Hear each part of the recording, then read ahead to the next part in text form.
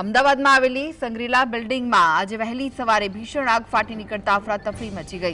ઘટનાની જાણ થતાં જ ફાયર બ્રિગેડની 10 ગાડીઓ તાત્કાલિક ઘટના સ્થળે દોડી ગઈ। ભારે જહેમત બાદ આગ પર કાબુ મેળવાયો।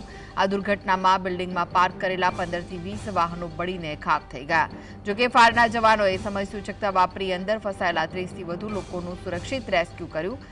સદનસીબે આ ભીષણ આગમાં કોઈ જાનહાનિના સમાચાર નથી, પરંતુ મોટા પ્રમાણમાં આર્થિક નુકસાન થયું છે।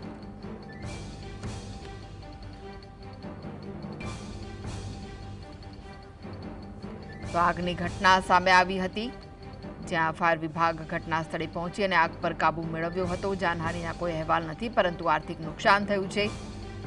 ફાયર બ્રિગેડની 10 ગાડીઓ ઘટના સ્થળે પહોંચી ગઈ હતી। ભારે જહેમત બાદ આગ પર કાબુ મેળવાયો। દુર્ઘટનામાં બિલ્ડિંગમાં પાર્ક કરેલા 15 થી 20 વાહનો બળીને ખાખ થઈ ગયા છે। મારું અહીં વાહન સળગી ગયું છે। હજી 5-6 મહિના જ થયા હતા। ઇન્સ્યોરન્સ છે એટલે વાંધો નથી અને કંપની સપોર્ટ કરશે। આગ એવું લાગી રહ્યું છે કે કમ્પ્રેસરમાંથી લાગી હોય એસીના। ત્યારબાદ એને બાઇક પર આવી અને બાઇક અમારા સ્ટુડન્ટોના 6-7 છોકરાઓના બાઇક પણ સળગી ગયા છે।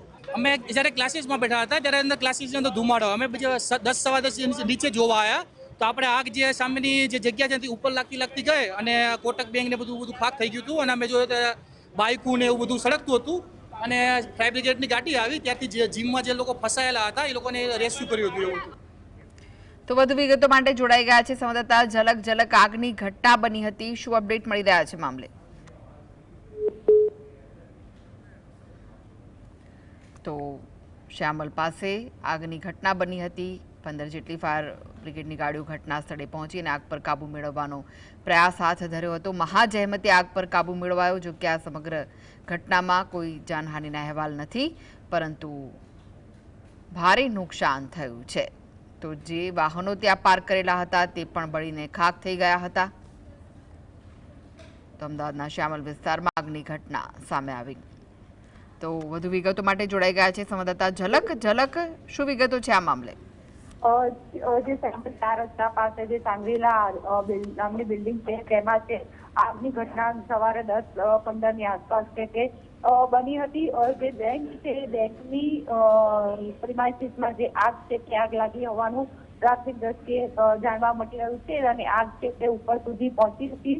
જીમમાં જે લોકો છે તે લોકો અને જે ટ્યુશન ક્લાસીસ છે તેમાં પણ જે લોકો હતા 20 થી 30 જેટલા જે લોકો છે તે બિલ્ડિંગમાં હતા અને તે લોકોને ફાયરના જવાનો દ્વારા રેસ્ક્યુ કરીને બચાવી લેવામાં આવ્યા છે। તો 10 થી વધુ જે ગાડી છે ફાયર ફાઈટર છે તે ઘટના સ્થળે પહોંચી હતી અને જે આગ છે તે આગ પર કાબુ મેળવ્યો હતો। આગ એટલી વિકરાળ હતી કે જે પાસ કરેલા જે વાહનો છે તે તમામ વાહનો પડીને ખાખ થઈ ગયા હતા। તથા જે જાનહાનિ નથી થઈ, પરંતુ જે બિલ્ડિંગ છે તે બિલ્ડિંગને નુકસાન થયું છે। સાથે સાથે જે વાહનો છે તે વાહનો પણ છે તે બળીને ખાખ થઈ ગયા છે। આમ કહી શકાય કે જે ઉનાળામાં જે ગરમી વધી રહી છે સાથે સાથે જે આગના બનાવો તે પણ વધી રહ્યા છે।